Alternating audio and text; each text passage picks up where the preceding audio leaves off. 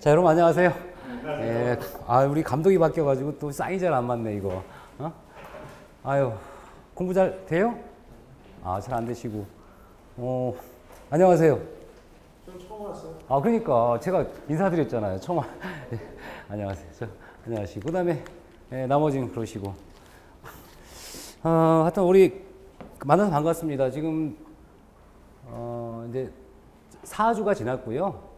나머지 4주가 또 남아 있어요. 그러니까 기초 강좌거든요. 그래서 처음에 오신 분들은 영상 강의 좀 보셨어요? 안 보셨어요? 어떻게 그 처음 오신 분들 어때요? 그 시험을 좀 보셨습니까? 안 보셨고요. 처음 공부하시는 거예요? 아니면 좀 시험을 처음 공부하시는군요. 예, 알겠습니다. 하여튼 제가 같은 여러분들 처음 오신 분이든 그다음에 기존에 공부하신 분은 만족감 느낄 수 있게 제가 말씀드릴게요.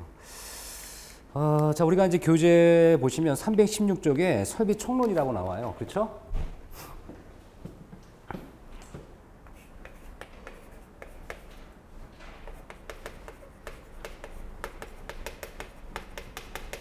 여기 나오는데 우리가 지금까지 전반부는 건축 구조에서 공부한 거고요. 오늘부터는 설비 총론이에요. 그러면 이 설비라는 거, 건축물의 설비라고 하는 건데 이 설비는 지금 현재 우리가 기능을 이루는 대부분의 모든 것이 설비라고 보시면 돼요. 현재 조명 설비 있죠. 그렇죠? 그 다음에 전기 설비 있을 것이고요. 화장실 가시면 또 급수나 배수, 오수 설비가 있고요. 급탕 설비가 있고요. 그 다음에 우리가 실내를 따뜻하게 하기 위해선 공기조화 설비나 또는 냉방 설비가 들어가고 시원하게 하기 위해선 냉방 설비가 들어가요. 난방 설비는 따뜻하게 하는 거. 공기조화 설비는 또 뭐냐? 그러면 여러 가지 설비가 있어 어쨌든. 근데 이런 설비들을 다 배우는 게 이번 4주 동안 이루어질 일이에요. 근데 이 설비 시간에 가장 먼저 우리가 분류를 하면 이 총론이라는 걸 공부해요. 항상 우리가 그 과목의 시작은 총론이 시작되는데 이 총론이라는 것은 총체적 이론이란 뜻이에요. 총체적 이론. 그래서 우리가 총체적 이론이라는 것은 건축 설비를 이룰 수 있는 기본적 이론들이 뭐가 있느냐, 요걸 다루는 거예요. 총론이란. 그래서 총론의 가장 중요한 게 뭐냐? 물입니다. 물. 왜 그러냐면 우리가 설비라고 하면 우리가 보통 이렇게 현장에서는 파이프라 그래요. 그래서 이런 얘기를 해요. 건축 설비 전공했다 그러면 파이프들 왔다 갔다 한다 그러고요. 건축은 쭉쟁이라고 또 전기는 또 빨랫줄 그래요. 전기선이 빨래처럼 농담으로 하는 거지. 근데 이제 그게 이제 여러분들 서로 즐거우라고 이제 상대방의 이제 애칭이지. 근데 이제 우리가 이 설비라고 하는 것은 파이프를 하는 것처럼 각종 계통들, 신경계통처럼 각종 계통들을 설비라고 그래요. 설비. 근데 이 설비의 이제 가장 기본이 물인 이유가 우리가 난방을 한다 그러면 난방은 뭐를 통해서 난방을 할까요? 물을 끓여서 하겠죠. 뜨거운 물이 나오는 급탕 설비다 그러면 뭐라고 해요? 물을 끓여서 뜨겁게 만들겠죠. 그러니까 물이 들어가는 거고요. 그렇죠? 냉방이나 급탕 여러 가지 있고요. 그다음에 또 우리가 배설비 그럼 뭘 버리는 거야? 배수. 물을 버린다는 거잖아요. 배수. 오수하면 똥이나 오줌을 버리는 거고요. 결과적으로 물에 관련되는 것이 굉장히 많거든요. 그래서 우리는 가장 기본적으로 물에 대한 성질을 좀 이해하자라고 해서 물에 관한 내용들이 많이 나와요. 물. 그다음에 또는 우리가 열에 관한 이론들이 나오는 경우, 열은 에너지라고도 할 수 있죠. 열은 에너지라 할 수 있는데 우리가 결과적으로 보일러를 가지고 보일러는 뭔지 아시죠? 물을 끄는 기계가 보일러죠. 그럼 이 보일러를 가지고 에너지를 가하면 열이 되고 열 자체가 이제 우리가 급탕이 될 수도 있고 난방이 될 수 있고 공기조화가 될 수 있는 거거든요. 그래서 열에 관한 기본적인 전열 과정이라든가 열의 특성들을 이해하자. 이런 게 들어갑니다. 이런 게 물과 열 가장 중요한 포인트죠. 총론을 딱 배우면 이제 그 다음에 이제 우리가 설비는 물에 관한 게 많다 그랬죠. 물에 관한 게 많으니까 물을 공급하면 급수설비라고 하는 거고요. 급수설비. 물을 버리면 배수설비라고 하는 거고요. 여러분이 화장실 가시면 똥이나 오줌을 오수 설비라고 하는 거죠. 그 다음에 이 물을 끓여서 공급을 받아서 끓이면 뭐가 돼 또? 그렇죠. 급탕 설비가 되는 거죠. 그럼 급탕 설비는 뭐가 들어가야 돼? 열 에너지가 들어가야 되니까 열에 관한 특성들을 이해하는 거고. 그 다음에 이 뜨거운 물을 이용해서 뭐 할 수 있어요? 그렇죠. 난방 설비 할 수 있는 거죠. 난방 설비. 그 다음에 우리가 또는 우리가 이렇게 에너지 가지고 냉방 설비를 할 수가 있는데, 냉방 이렇게 난방과 냉방을 조금 더 조화롭게 하면서 아이고 안녕하세요. 지난주에 빠지셨어요, 그죠? 지난주에 빠졌어요. 제가 걱정했어요. 물어봤어요. 그랬더니 바쁘시대, 그죠? 예, 오늘은 좀. 근데 어떻게 그 짜가 안 나오셨어요, 왜? 동영상 보신대요? 그러시구나. 아쉽다, 그죠? 예, 그때 열심히 나오셔가지고 꼭 예, 같이 공부하시기 바랍니다. 자, 그 다음에 난방과 냉방을 좀 조화롭게 하면 뭐라 그래요? 그렇죠. 공기조화 섭이라고 하죠. 근데 공기조화 섭이 뭐가 들어가냐면 우리가 환기 설비가 들어가요. 환기. 왜 그러냐면 실내에서 따뜻할 수도 있고 시원할 수도 있는데 공기가 오염되어 있으면 어떻게 돼요? 불쾌하죠. 불쾌해야 되니까 신선한 공기를 유통하고 이렇게 오염된 공기를 밖으로 버려주는 환기적 설비가 필요하다는 얘기예요. 이런 거 공부하는 거죠. 자, 그 다음에 우리가 이런 열은 뭘로 만드냐 그랬더니 열은 가스라든가, 그쵸? 또는 전기 에너지가 들어갈 수밖에 없잖아요. 그쵸? 가스나 전기. 그래서 이 아파트나 이런 데는 사실은 이 가스 많이 쓰시잖아요. 그러니까 그리고 딴 건 몰라도 이제 여러분이 주택관리사 님이 되시면 그래도 가스 설비에 관한 가장 기본적인 내용 이해해라. 뭐 대표적으로 가스 설비는 색깔을 배관하는데 무슨 배관이죠? 누런 배관, 황색 배관이죠. 황색 배관 기억하시고. 그럼 가스관은 여러분들 눈에 보여요, 안 보여요? 잘 보여요. 왜 잘 보여요? 노출하니까. 그래서 배관은 기본적으로 노출을 하는구나. 이런 게 시험에 나와요. 그러니까 가장 기본적인 특성들이 나오는 거예요. 가스 설비. 그 다음에 전기 설비. 전기 설비 나오고요. 그 다음에 전기를 또 이용해서 뭐를 해야 돼요? 전기를 이용해서 우리가 조명 설비를 하죠. 그 다음에 운송 설비를 하죠. 사실 조명 설비도 가끔 나와요. 왜냐하면 우리가 전기 에너지 쪽에 이제 조명에 관련되는 것들이 굉장히 많거든요. 실제로 우리가 이렇게 저녁 시간에도 큰 불편 없이 공부를 할 수 있는 이유는 전기 에너지를 통해서 조명이 들어오니까 가능한 거잖아요. 그래서 조명이라는 설비의 기본적 특성들 공부하시고, 그 다음에 운송, 엘리베이터 설비 있죠. 엘리베이터 설비 공부하시고, 그 다음에 이제 우리가 홈 네트워크라고 또는 홈 오토메이션 또는 홈 네트워크라고 그래가지고요. 아주 특이한 분야예요. 요거 사실 다른 쪽엔 거의 없어요. 건축 설비에서도 이거 안 배우는 부분인데 주택관리사 시설 개론에만 나오는 게 홈 네트워크. 나와요. 이런 것들을 쫙 공부하시면 뭡니까? 공부량이 대부분 끝난 것 같지만 문제는 뭐다? 건축물은 이런 걸 통해서 뭐다? 안전해야 돼요. 안전해야 되니까 우리가 방제 설비나 또는 소화 설비를 공부해서 건축물의 안전에 지장이 없도록 여러분이 관리를 하셔야겠죠. 관리. 요게 이제 이런 것들을 배우는 게 건축 설비예요. 설비는 기본적으로 계통 중심으로 많이 공부를 해야 돼요. 그래서 이 설비는 대부분 공부하는 포인트가 뭐냐 그러면 여러 가지 설비의 계통. 계통은 나뭇가지처럼 어디와 연결됐느냐라고 하는 그 계통 이해하시고, 그 다음에 우리가 요구하는 기본적 원리를 이해해라. 요게 이제 주로 시험에 나오는 거예요. 계통과 원리. 같은 원리. 물론 기본적으로 암기도 해야겠지만 이해를 통해서 이러한 것들이 어떻게 운영되고 이용되는지를 잘 아셔야 되는 거예요. 자, 그럼 일단 우리가 교과서에 보면 기초주제 79호로 나와요. 기초주제에서 물의 설리가 압력수도다.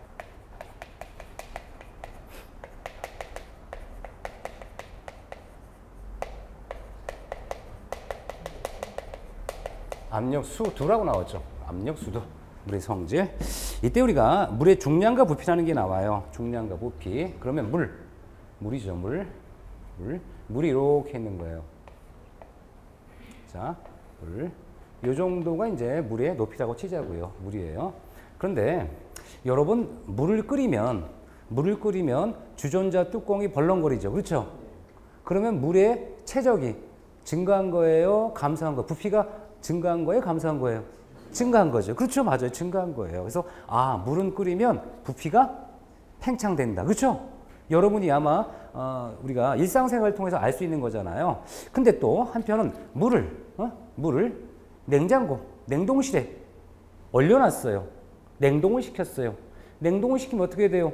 물은 똑같은 이렇게 만약 물을 올려놨다면 얘가 이렇게 올라오죠. 올라온다는 얘기는 결과적으로 부피가 그렇죠.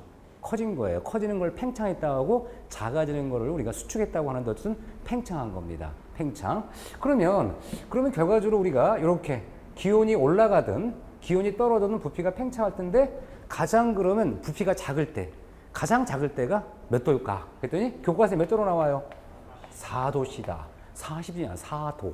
왜 4도냐? 이 4도에는 가장 우리가 농축된 물이라는 얘기예요. 4도 이상이 되거나 4도 떨어지면 부피는 팽창한다는 사실이에요.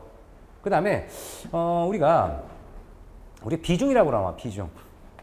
물. 비중이 얼마일까요? 1. 비중이 1이래요. 그러면 물의 비중이 1이라면 물의 비중이 1이라고 그랬어요.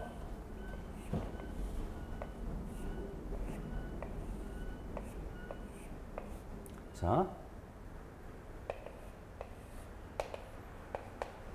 1m. 1m. 높이가 1m. 그러면 요 1m의 최적을 우리는 뭐라고 하냐면 1m 세제곱이다 라고 하고요. 그러면 1m 세제곱의 무게는 몇 톤일까요? 예? 1톤이에요. 1톤. 그렇죠? 그러면 이 쇳덩어리예요. 쇳덩어리 비중이 7.8이라고 가정하자고요. 7에서 7.8 사이에 있는데 그럼 쇳덩어리의 비중이 그렇죠? 스틸 쇳덩어리 비중이 7.8이라면 이 쇳덩어리라면 무게는 몇 톤일까요? 예? 그렇지. 7.8톤이에요. 이게 이제 비중과 최저가의 관계예요. 비중량이라는 게 이렇게 결정되는구나 보시면 돼요. 그런데 사실 1m 세제곱에 1톤 하니까 그렇죠? 가벼운 것 같지만 그게 아니라 굉장히 무거운 거예요. 그렇죠? 무거운 거. 왜냐하면 만약에 여러분 매일매일 드시는 물 있죠? 물. 하루에 여러분이 마시는 양이 만만치 않아요. 왜? 여러분이 아파트에서 먹고 마시고 씻고 하는 이 양이 만만치 않단 말이야. 그러면 일단 우리가 어떤 건물에 물탱크가 있는데 이 물탱크 크기가 얼마냐 그랬더니 그 건물의 물탱크는 한쪽이 4m, 한쪽이 5m, 높이가 3m다. 그러면 무게가 얼마나 되는 거예요? 여기다 곱하면 되죠. 왜? 아까 얘기했지만 이렇게 물의 비중량이죠. 비중량 단위 최적당 무게 비중량이라 하는데 요게 이렇게 1m 세제곱에 1톤이니까 결과적으로 얘는 최적이 어떻게 돼요? 4m 곱하기 5m 곱하기 3하니까 60 세제곱미터죠. 그렇죠? 세제곱미터야. 그럼 여기다가 60 세제곱미터를 곱하면 이렇게 단위는 떨어지고 나머지 톤만 나오니까 얼마가 되죠? 60톤이죠. 60톤. 여러분 승용차 아시죠? 승용차 무게가 얼마나 돼요? 예? 2톤이 안 되죠? 2톤 트럭이 2톤이니까 한 1.5톤 전후로 해요. 1.5톤. 만약에 우리가 찝차 있죠? 찝차. 긴 거. 롱바디. 이런 차들이 2톤 왔다 갔다 해요. 안 나갈 거예요. 그럼 자, 이런 찝차가 몇 대? 30대가 올라가 있는 거예요. 어디에? 옥상에. 그러면 물이 가벼운 거예요? 무거운 거예요? 가벼운 거 분명히 아닙니다. 그렇죠? 여러분 뭐예요? 여러분을 다 짜면 뭐가 나온대? 물 나온다고 하잖아요. 인체를 대부분 이런 게 물이다. 그만큼 물이 가벼운 소재는 아닙니다. 근데 어쨌든 이런 물의 성질을 좀 이해하는 건 아주 중요하겠죠. 왜? 나중에 급설비할 때, 이게 물이 이렇게 처리가 되는구나. 이해하시면 될 것 같고요. 그 다음에, 그래서 이제 나오는 게 바로 뭐냐면 0도에서 0도까지. 그쵸? 0도에서 0도씨까지. 만약 얼음이다. 그럼 얼마 정도? 9% 최적 팽창했습니다. 라고 하는 거고. 4도씨에서 100도씨까지는 얼마입니까? 그러면 앞에 뭐가 들어가? 4가 들어가니까 이렇게 4에다 3% 정도 최적이 팽창했다. 보세요. 4를 이렇게 집어넣으면 뭐야? 4죠?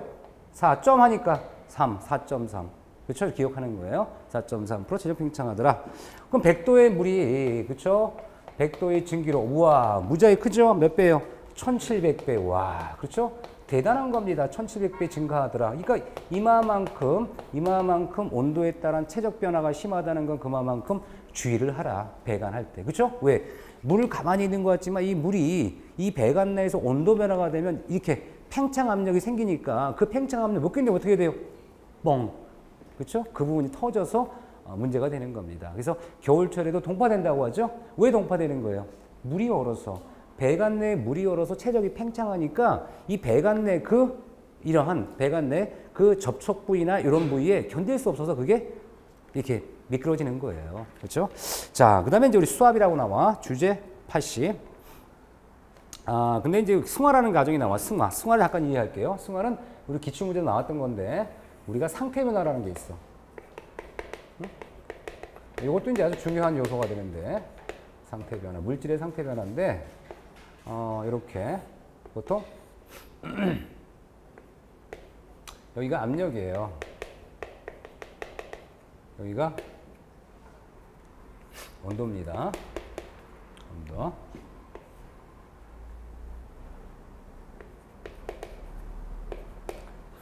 고체에서 액체에서 기체. 결과적으로 얼음을 얼렸어. 뭐가 돼요? 물을 얼리면 온도 낮으니까 고체가 되죠. 열을 가하면 뭐가 돼요? 액체가 되고 그 물에 더 에너지를 가하면 뭐가 돼? 기체가 되잖아요. 그렇죠? 기화. 기체가 된 거. 기화. 기화는 기체로 변했다.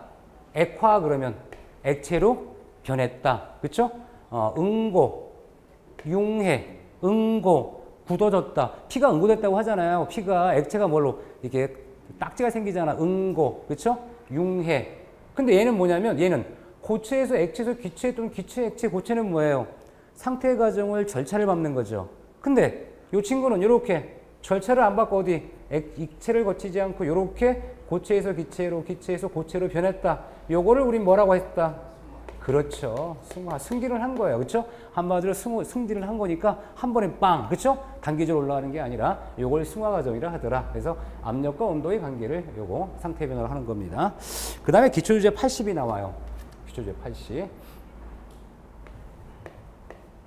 80을 보시면 수압과 수도라는 개념이 나오네. 수압과 수도. 그 수압과 수도는 이제 그 물에 대한 그 압력 단위를 얘기하는데요. 자, 우리가 이렇게 보시면 돼요. 이렇게. 10m 물기둥이 있는데 이 아쿠아라는 게 이제 수도압이라고 그래. 수도압. 물이죠. 물. 머리. 이 위가 머리죠.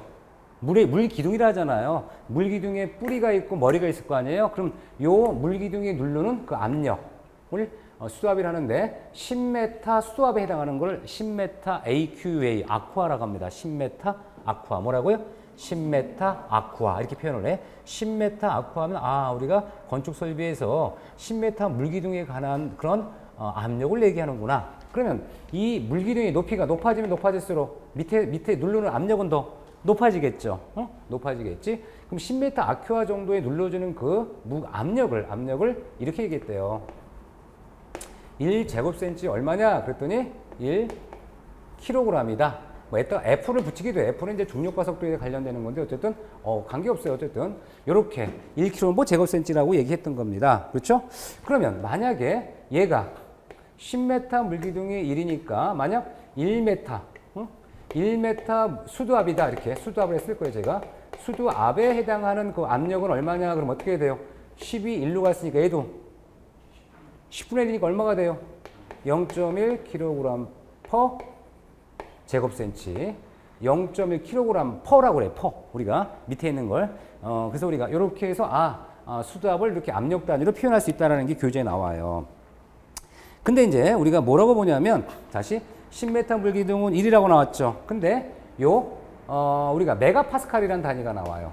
이 메가파스칼 단위는 뭐냐면 1뉴턴을 1mm 자석에 해당하는 압력을 메가파스칼이라고 그래요. 뭐라고요? 메가파스칼. 다시 한번 뭐라고요?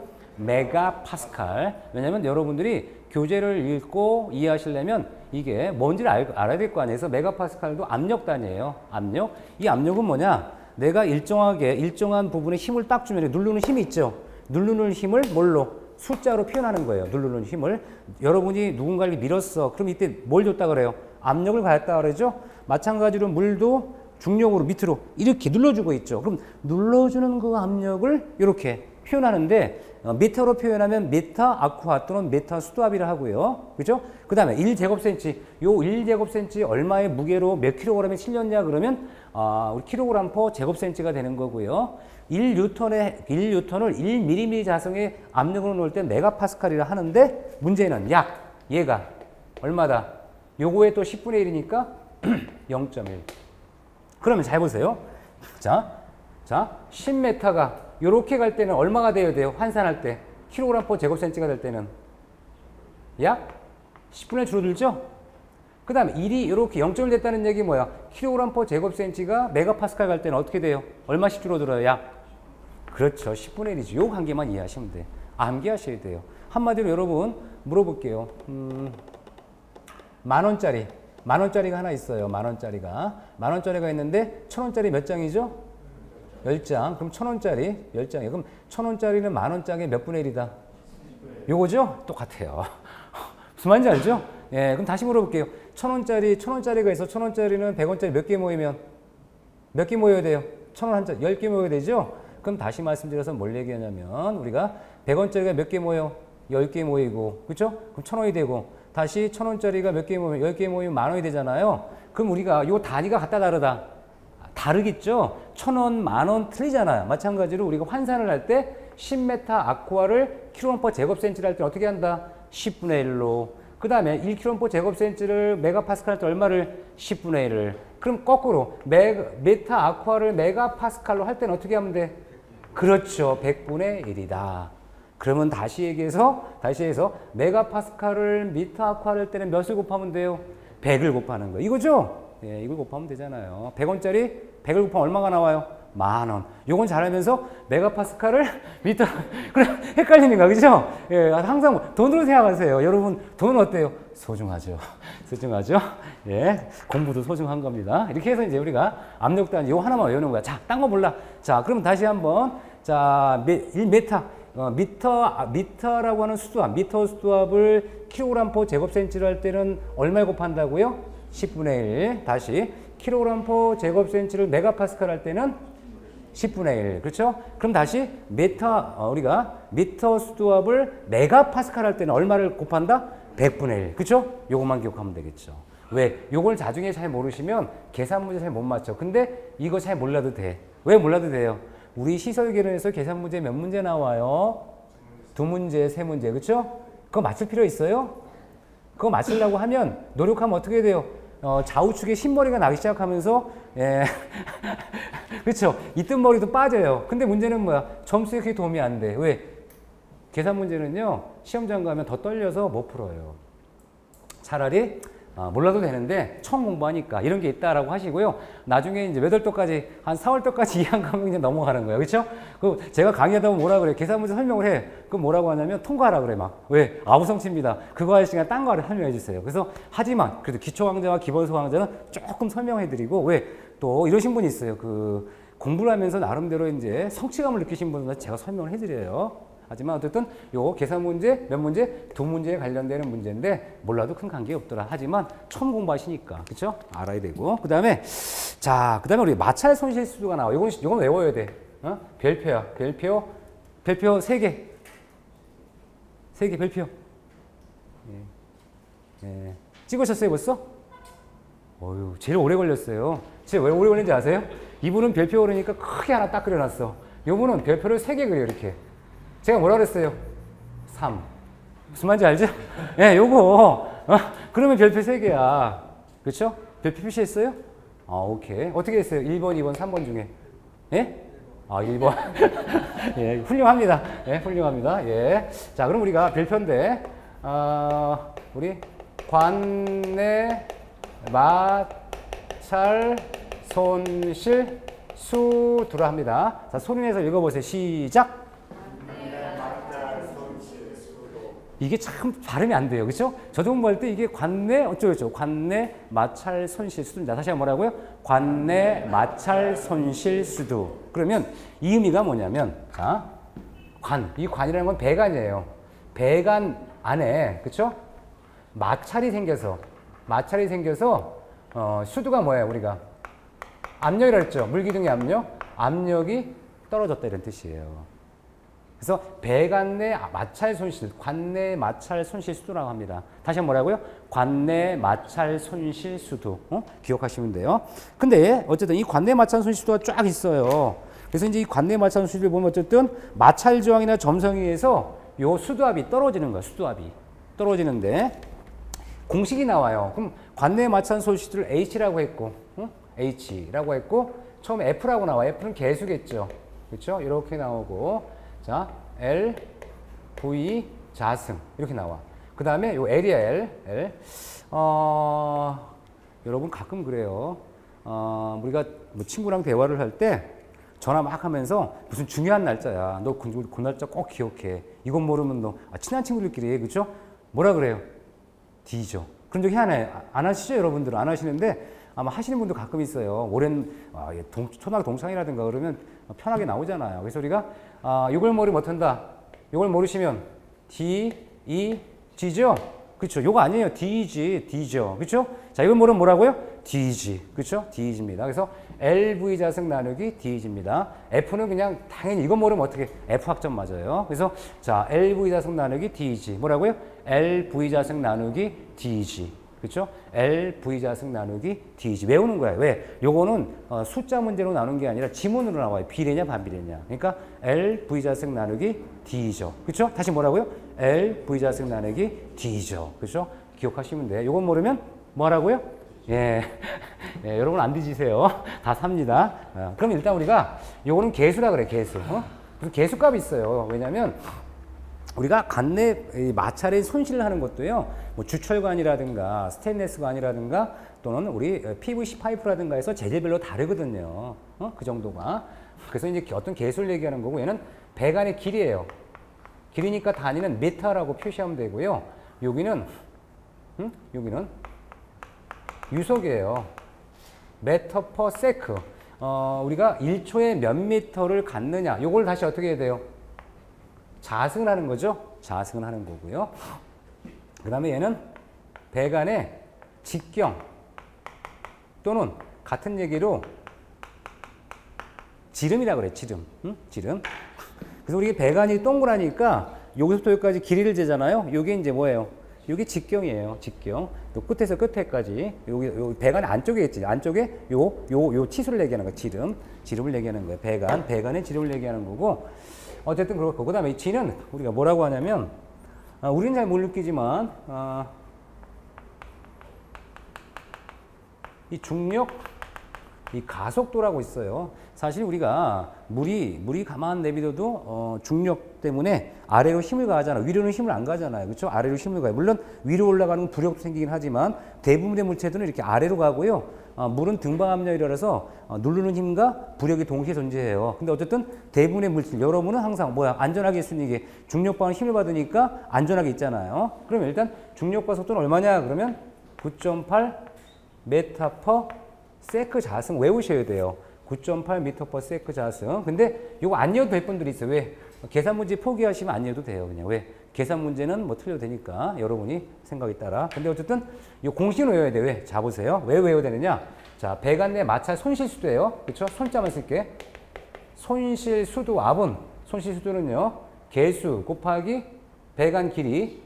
그다음에 그 유속의 자승이죠. 자승 나누기 배관 직경 그다음 중력 가속도예요. 그러면 자, 이 손실이라는 게 자 보세요. 위에 있는 거 비례하는 게 있어요. 그럼 관내 마찰 손실과 비례하는 게 바로 뭐예요? F가 있고 그 다음에 L이 있고 V 자승이죠. 반비례한다 그러면 뭐가 있을까요? 직경과 중력 가속도죠. 그죠? 그렇죠? 그럼 시험에 이렇게 나온단 말이죠. 중력 가속도는 관내 마찰 손실 수도와 비례한다. 맞아요? 틀려요?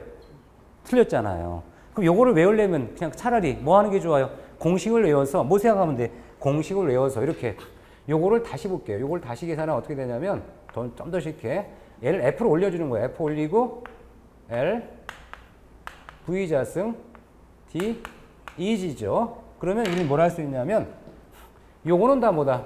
위에 있는 건 비례하는 거고 그렇죠? 밑에 있는 요 친구들은 그렇지. 반비례하는 거죠. 자, 그러니까 이제 이 공식을 외울 이유가 뭐 때문에 비례냐 반비례냐 물어보기 때문에 지문 처리하려면 이걸 외우는 게 빠르겠죠. 자, 배관내 마찰 손실수는 FL V자승 나누기 DG. 그죠? 다시 한번 뭐라고요? FL V자승 나누기 DG. 그렇죠? 이렇게 기억하시면 돼요. FL V자승 나누기 DG. 그렇죠? DG. 이렇게 하시면 되고요. 여러분이 이제 이렇게 이용해서 계산 문제가 나오는 유형이 있고 비례 반비례 나오는 대부분 계산 문제보다는 비례 반비례가 나오니까 숙지하시고요. 그다음에 우리 압력 기초주제 81을 보면 이 압력이라는 얘기가 나오는데 이렇게 나와요. 절대 압력은 게이지압 더하기 대기압이다.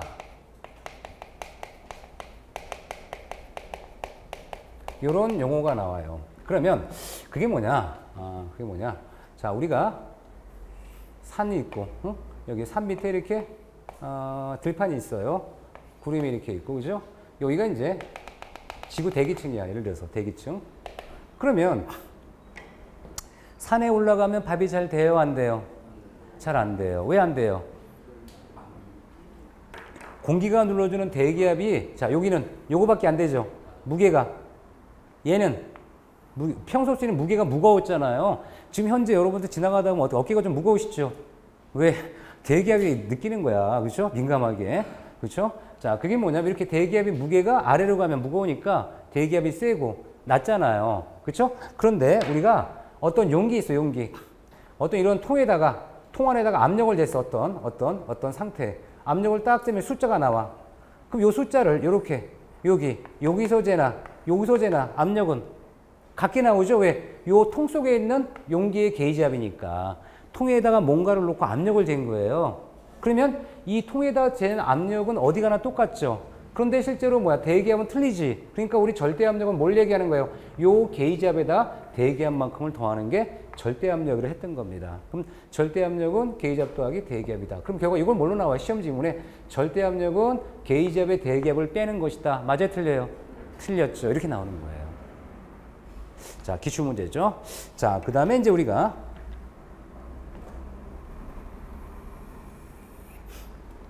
82주제는 열용량이라고 나와요.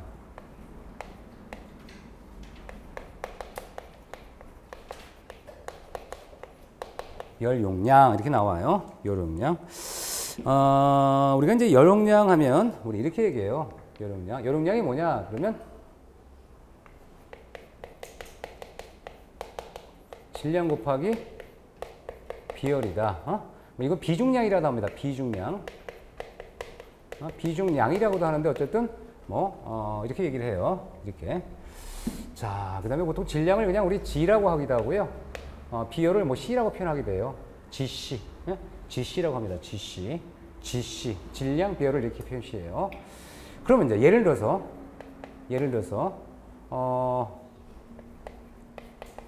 물의 열용량과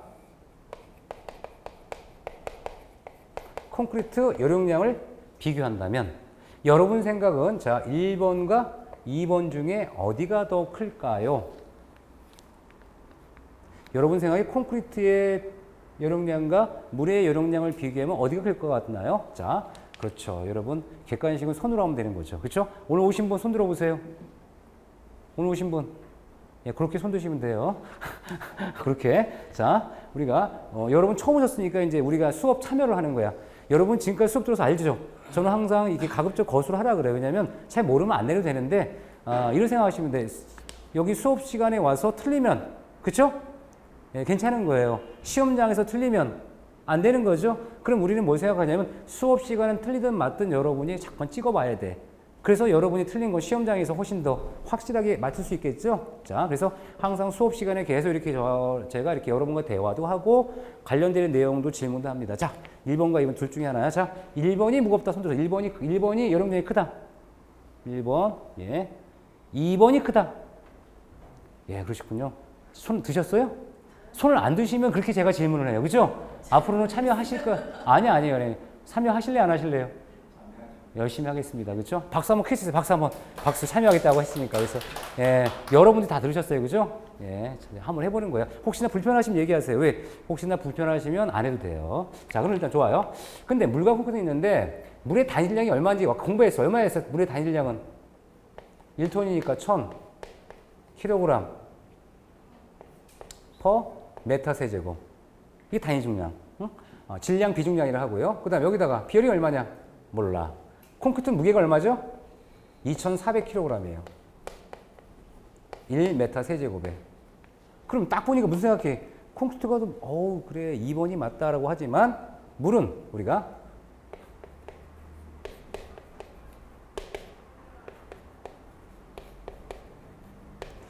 이제 여러분이 초등학교 때부터 비열이라는 얘기를 킬로칼로리라고 했어요. 사실 요즘엔 우리가 SI 단위라 그래가지고 와트나 줄을 쓰는데 일단 우리는 여러분이 친숙하니까 어차피 계산 문제 안 풀어봐도 되니까 친숙하게 이렇게 만들어 놓을게요. 여기 얼마 들어갈까? 1이 들어가고 여기는 0.2가 들어가요. 그럼 얘는 얼마가 나와요? 단위 생략하고 숫자가 얘는 얼마가 나와요? 응? 뭘 얘기하는 거예요? 물의 여력량이 높다는 사실. 이해하시겠어요? 물이 여력량이 높다는 사실이에요. 그러면 자, 세 번째. 공기는 어떻게 될까요? 공기.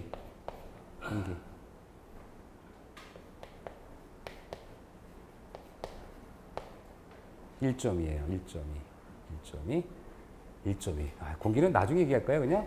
예, 뭐 나중에 얘기해 줄게요. 어쨌든 자, 이 두 가지만 일단 얘기해 보고요. 그 다음에 우리가 비열입니다. 비열.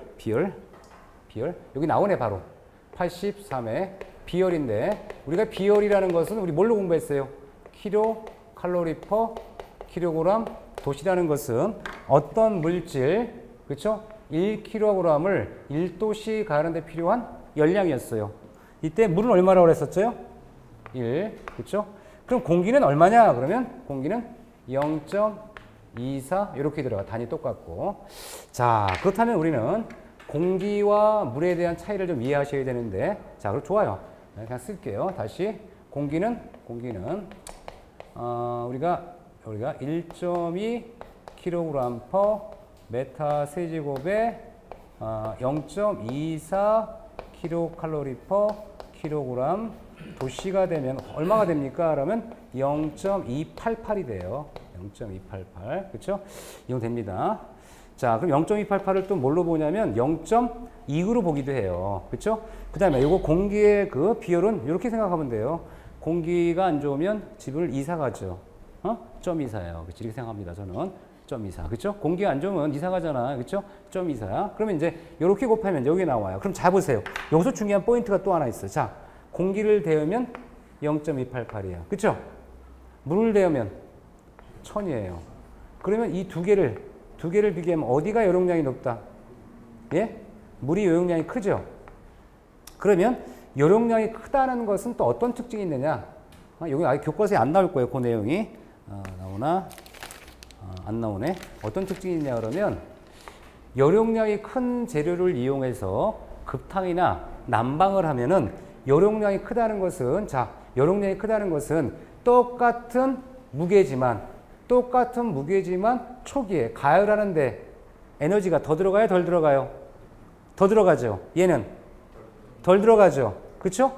보세요. 똑같은 무게와 똑같은 온도를 가열하는 데는 0.23은 되는데 얘는 1이 들어간다는 얘기. 뭘 얘기하는 거예요? 물은 급격히 가열되는 거예요? 아니면 서서히 가열되는 거예요? 서서히. 이거죠? 그러면 자, 에너지를 가했어. 일정 시간에 에너지를 가했어요. 에너지를 가했으면 물은 요용량이 크기 때문에 식을 때 금방 식을까요? 아니면 급격히 식을까요? 예? 천천히.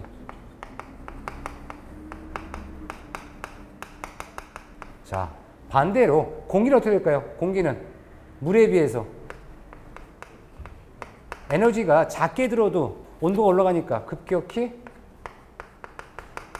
가열되고 식을 때도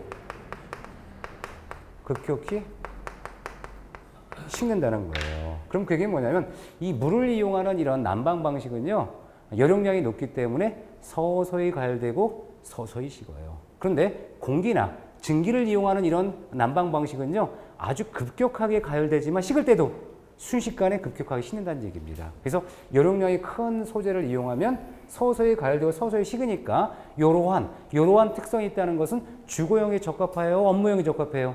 주거용에 적합한 거예요. 그래서 우리가 여력량이 큰 소재는 어디? 주거용 난방에 많이 이용을 하더라. 뭐 때문에? 서서히 가열되고 서서히 식으니까 우리가 주거용은 일정하게 장기적으로 난방을 해야 되는 건물들이니까 물을 많이 이용할 수 있다는 거. 이해하시겠죠? 그래서 이렇게 특징이 있다는 얘기고, 그 다음에 기초주제 84가 들어가요. 이 84가 들어가면 현열과 자멸이라고 나오는데요. 현열과 자멸. 우리 초등학교, 중학교 때 보면은 열에 관한 특성들 얘기하면서 현열, 자멸 얘기 이런 얘기 했을 거예요. 근데 오래전 일이니까 기억이 잘 안 나죠. 자, 그러면 현열과 자멸을 생각하실 때 시험에 나오는 것 중에 하나가 뭐냐면, 자, 계산, 요거는 아셔야 돼. 현열비를 구해라. 이것은요, 너무너무 쉬운 문제니까 다 알아야 되는데, 자, 우리 안녕하세요. 예, 안녕하세요. 이렇게 주변 한번 둘러보세요. 이렇게 쫙, 이렇게 둘러보셨어요? 쫙 둘러보내놓고, 우리 학원에 여성비를 구해야 돼. 여성비를 구할 때는 어떻게 해야 돼요? 남녀가 있으니까. 남자, 거기다가 여자에다가 여기 뭘 집어넣어요? 여죠? 그러면 남자 더하기 여자가 바로 뭐예요? 전체죠? 그렇죠? 전이죠. 자, 보세요. 그러면 자, 잘 보세요. 자, 그냥 현이죠. 현비는 에다가 전. 뭘 얘기해요? 현열비는 결과적으로 뭐다? 전열분의 현열. 그렇죠? 그러면 다시 얘기하면 이 전열은 뭐냐 그랬더니 얘가 남녀가 있는데 열은 뭐가 있어요? 현열과 자멸이 있죠? 현열과 자멸이 바로 전열이니까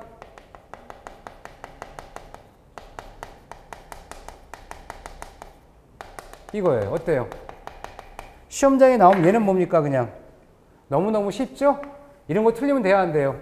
안 되잖아요. 이런 건 외우는 거예요. 왜? 너무너무 쉬우니까 틀릴 일이 별로 없는 거. 혹시 시험장 가서 기억이 안 나면 뭐 한다 그랬어요? 여성비가 뭐지? 여성비는 전체 구성분의 여성비지. 그러니까 우리가 요걸 딱 기억해내니까 현 되잖아. 그죠? 되니까 요거는 반드시 외우는 거겠죠? 현열비. 너무너무 쉬울 때. 그럼 문제는 뭐냐? 현열이 뭐고 자멸이 뭐냐라고 하면 이제 생각을 해야겠죠. 그 현열과 자멸이 뭐냐? 자. 물이에요, 물. 물인데 여기다가 빨갛게 에너지를 가했어. 에너지. 에너지를 가하면 에너지 가해놓고 여기다가 이렇게 뭐다? 수은주가 있어. 수은주는 물이 차고 올 때 밑에 있다가 점점 쫙 올라가겠죠. 이렇게 가죠. 갑니다. 온도 이렇게 올라갔다 내려갔다 하죠. 열에 따라. 그러면 우리가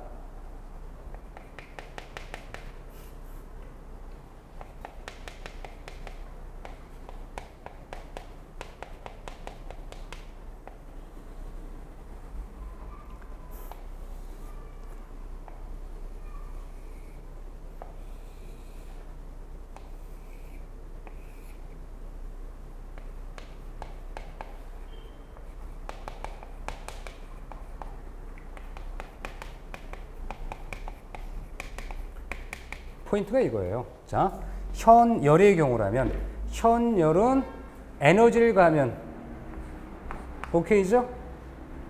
온도가 변하죠? 눈에 보여 안 보여? 보이죠. 눈에 보이는 거예요. 뭐가? 온도 변화가. 근데 상태는 아직도 물인가 보다. 변하지 않죠? 그렇죠? 자, 근데 물을 끓였어. 물 부글부글 끓인 거야. 부글부글 끓이니까 이때 100도씨가 됐어요. 100도씨. 100도씨가 돼서 100도씨에서 나중에 열을 가면 뭐가 돼요? 마르죠. 수증기가 되죠. 그러면 얘는 자멸이라는 것은 온도는 똑같이 100도야. 변하지 않았어. 하지만 그 물이 뭘로 변했어요? 수증기로 상태가 변했으니까 오케이. 그래서 자멸은 에너지를 똑같이 가했는데 온도계는 변화하지 않았으나 상태가 물에서 뭘로? 수증기로 변할 땐 자멸이다. 그럼 다시 얘기해서 우리가 증기 라제타라고 있어요. 증기 라제타는 뭐냐면 라제타 뭔지 알죠? 방열기라고 해서 창가 쪽에 보면 이렇게 책가방만한 통 하나 있잖아요. 쇳덩어리 만든 거기서 열이 나오죠. 그렇죠? 그럼 그걸 증기난방이라고 그래요. 뭐라고요? 증기난방. 그 증기난방은 증기를 보내서 따뜻하게 해주는 거. 그럼 증기난방은 현열을 이용한 거예요? 아니면 자멸을 이용한 거예요? 자멸. 이것도 출제 문제죠. 아, 그래? 이 증기난방이 결과적으로는 자멸을 이용한 방식이구나. 우리 시험 문제 기출문제 나왔던 거죠. 증기난방. 그 증기난방이라는 것은 요 상태 변화한 증기를 이용해서 우리가 난방을 공급했던 거죠. 자, 그럼 이런 게 상태 변화라고 보시면 되고요. 그러면 이제 현열이 있고 자멸이 있고 하죠. 그럼 엔탈피가 나와. 그럼 엔탈피는 뭐냐? 여기 현재 현열 더하기 자멸을 전열이라고 그랬죠? 이 전열을 다시 뭐라 그래요? 엔탈피라는 거예요. 엔탈피.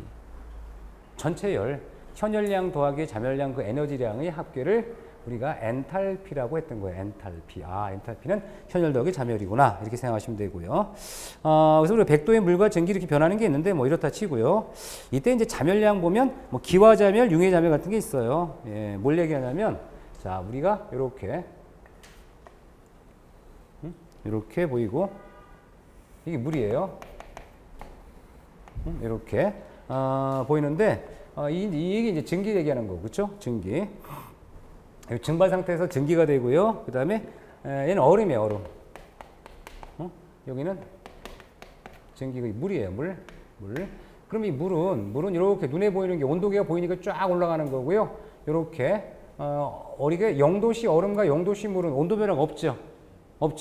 그럼 현재 이 얼음을 녹이려면 얼마만큼 열량이 필요하냐 그랬더니 우리 80kcal per kg이다.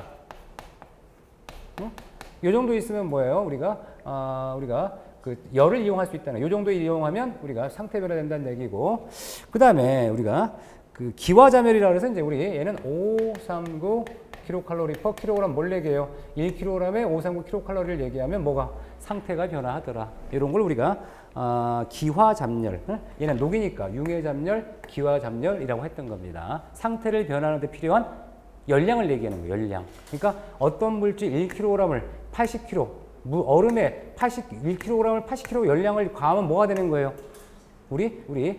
이 얼음이, 그렇죠? 얼음이 이렇게 녹으니까 이렇게 되겠네, 그렇죠? 얼음이 녹으니까 우리가 융해자멸이다 했던 거고, 녹으니까 이렇게. 그 다음에 증기가 이제 증발될 때 이렇게 기화가 되려면 얼마가 필요하다? 1kg에 539 kcal가 필요하다라고 했던 겁니다. 이걸 이제 우리가 자멸했던 거고요. 그 다음에 열량의 환산 단위가 있는데, 이 열량의 환산 단위가 사실 계산 문제를 풀기 위해서 필요하긴 해요. 왜냐하면 가끔 출제하신 분들이 우리 이제 국제 규격 단위인 SI 단위랑 기존 단위랑 막 섞어서 물면 굉장히 복잡해요. 근데 일단 우리가 딴 거 몰라도 요거 1와트. 1와트는 뭐냐 그러면 1와트라고 하는 에너지가 될 수 있고 열량이 될 수 있는데 1와트는 1줄 per sec를 보는 거예요. 다시 한번 1와트는 뭐라고요? 1줄 per sec. 1초 동안에 1줄의 열량, 1줄의 1을 한 것을 1와트라고 그래요. 읽을 때 W를 하지 마시고 뭐라고 해야 돼요? 와트. W가 아니라 와트입니다. 1와트는 뭐라고요? 1줄 per sec다. 다시 한번 뭐라고요?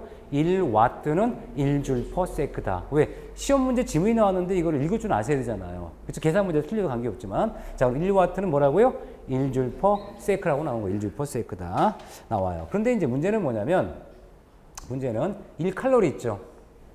1칼로리 열량이 얼마냐? 그러면 우리가 줄 곱하기 뭐 4.2 정도가 돼요. 4.2. 그래서 우리가 이 단위 환산을 보면 뭐 4.186이라고 논 책도 있고 뭐 4.19로 논 책도 있어요. 왜냐하면 실제로 뭐 4.186 또는 뭐 4.19로 논 책도 있는데 그냥 저는 편리하게 그냥 다 이거 반올리면 얼마가 나와요? 다 4.2가 되잖아요. 그러면 여러분 우리가 줄 보셨어요? 줄? 부엌에 줄 있어요? 없어요? 부엌에 줄 아세요? 줄. 부엌에서 쓰는 줄. 칼 가는 거. 자, 혹시 제가 한번 그림 그려볼게요. 자, 여러분이 칼을 갈려고 하는데 숫돌 말고 이렇게 손잡이가 이렇게 있어가지고요. 거칠거칠한 요 표면이 있는 요거. 그래서 칼을 싹 깔면 갈리죠. 혹시 이거 줄 못 들어보셨어요? 모르세요? 아, 그렇구나. 일본말로 야스리라고 하는 거예요. 아, 그래요? 예. 일본말은 잘 모르겠고요. 줄은 보셨죠, 어쨌든. 줄이라고 그래, 줄. 아니에요? 아, 그렇구나. 그 칼 갈 때 보면, 그쵸? 칼 갈 때 보면 여기다 쫙 갈면은 칼날이 싹 서요. 근데 남성분들이 더 잘하세요, 어떻게 여성분들보다. 혹시 부엉질 안 하시죠? 좋습니다. 근데 중요한 건 뭐냐면, 자, 칼은 뭐와 가까워? 줄 사이에 있어야지 편하잖아요. 그쵸? 칼은 뭐다? 줄 사이. 이렇게 기억하는 거예요, 저는. 줄을 모르면 어쩔 수 없어요. 그쵸? 칼은 뭐다? 줄 사이. 요거야. 그럼 다시 보세요. 칼은 줄 사이니까, 자, 칼은 줄 사이니까, 결과 줄은 뭐가 돼요? 줄은. 4.2분의 1이 되죠. 그럼 요걸 계산하면 얼마가 나와? 약 0.24 칼로리가 나오는 거예요. 그럼 다시 얘기하면, 자, 1줄이라는 거. 1줄은 칼로리가 얼마라고요? 0.24 칼로리 퍼 세크로 계산하는 거고요. 예, 요 쭉 나온 거예요. 쭉 나온 거. 쭉 나오는데 문제는 뭐냐면 우리가 칼로리 열량 단위로 보통 얘기할 때는 초당 단위를 많이 얘기하면 시간당 단위를 많이 얘기해요. 시간당 단위를 많이 하거든. 그러면 문제는 뭐냐면 자 보세요. 칼로리는 시간당 개념 많이 하기 때문에 요거를 어떻게 바꿔주냐면 일단 0.24 칼로리는 그대로 요렇게 집어넣어 놓고요. 1초는 1초는 몇 시간? 1시간은 몇 초죠? 보세요. 1시간은 3,600초죠. 그러면 1초는 몇 시간이에요? 3,600분의 1 시간이죠. 그럼 여기다가 3,600분의 1 놓고 여기다가 아워 시간 단위를 쓰면 요렇게 곱하니까 얼마가 나온다? 약 860 칼로리 퍼 아워가 나오더라. 그래서 결과적으로 1와트는 860 칼로리 퍼 아워라고 표현할 수 있다는 거예요. 예, 복잡하죠? 예, 아까 말씀드렸지만 계산 문제만 나오는 법이니까 혹시 계산 문제 포기했다 그러면 몰라도 되고요. 여기 이유는 몰라도 되고 뭐만 하면 돼. 요건 기억하세요. 1와트는 뭐라고요? 1줄 퍼 세크다. 다시 한번 뭐라고요? 1줄 퍼 세크다. 이거는 계산 문제가 아니라 지문에 나와요. 1와트는 1줄 퍼 세크다. 다시 한번 뭐라고요? 1와트는 1줄 퍼 세크다. 나머지는 몰라도 무관합니다. 왜? 계산 문제 유형에만 나오는 거니까. 여기까지 보시면 돼요. 자, 그 다음에 이제 우리가 여기까지 공부했으면 자, 오늘 보세요. 오늘 처음 오신 분도 계실 텐데 우리가 이제 그 시설개론 섭입 총론에서는 물에 관한 성질, 그렇죠? 가장 기본적 물에 관한 성질 공부하셨고요. 그 다음에 이제 수압과 수도압이라는 거. 이때 가장 포인트가 뭐 요거죠. 10분의 1씩 내려가는 거. 그렇죠? 자, 우리가 10분의 1씩 내려가니까 10m, 그러니까 메타. 요건 할게요. 메타 아쿠아를 이렇게 킬로그램/퍼 할 때는 얼마를 10분의 1을 킬로그램/퍼 제곱센티를 다시 메가파스칼 할 때는 10분의 1을 미터 수압을 메가파스칼 할 때는 100분의 1을. 그렇죠? 그럼 다시 얘기해서 1메가파스칼이라는 것은 몇 미터 수압일까요? 예? 그렇죠. 100m예요. 그게 뭐냐면 1메가파스칼은 100m 물기둥을 올려놓은 거예요. 압력이 센 거예요? 낮은 거예요? 센 거예요. 그럼 왜 이걸 알아야 돼? 나중에 소방설비 같은 데 가면은 압력 단위가 메가파스칼로 나와요. 그럼 이 메가파스칼이 대체 어느 정도 물의 세기라는 걸 이해하셔야 될 거 아니에요? 그렇죠? 네, 그러니까 이제 메가파스칼을 이해할 수 있는 이유 중에 하나는 뭐다? 나중에 이런 것들이 어디 나와요? 이 소화 설비 때 필요한 방수압력 관계가 나오는데 이 방수압력을 메가파스칼 단위로 쓰니까 일단 1메가파스칼이라는 게 얼마다? 100m 정도 물기둥을 세운 거다. 무지하게 센 거다 생각하시면 돼요. 무지하게 센 거다. 그러다 보니까 실제로 옥내소화전 같은 거 이렇게 뭐 메가파스칼 1단위까지 넘어갈 일이 없는 거예요. 왜 100m는 여러분 딱 잡으면 잡을 수 없어요. 왜? 힘이 세서. 잡았다 쳐도 여러분 다 날아가죠. 맞으면. 그죠? 그만큼 가지고 굉장히 센 압력이다. 생각하시면 될 것 같아요. 자, 그 다음에 이제 우리가 여기서 기억할 건 뭐라 그랬어요? 관내에 마찰 손실수도 이거 외워야죠. FLV 자승. 다시 한번 뭐라고요? FLV 자승. 모르면 D죠. 그쵸? FLV 자승 모르면 D입니다. 기억하는 거. FLV 자승 나누기 D지. 그쵸? 이거 외우셔야 돼. 시험 문제 몇 번 나왔으니까. 자, 여기까지 하셨고요. 난방도일과 또는 전열이론 원리가 나오는데 요거는 잠시 쉬었다가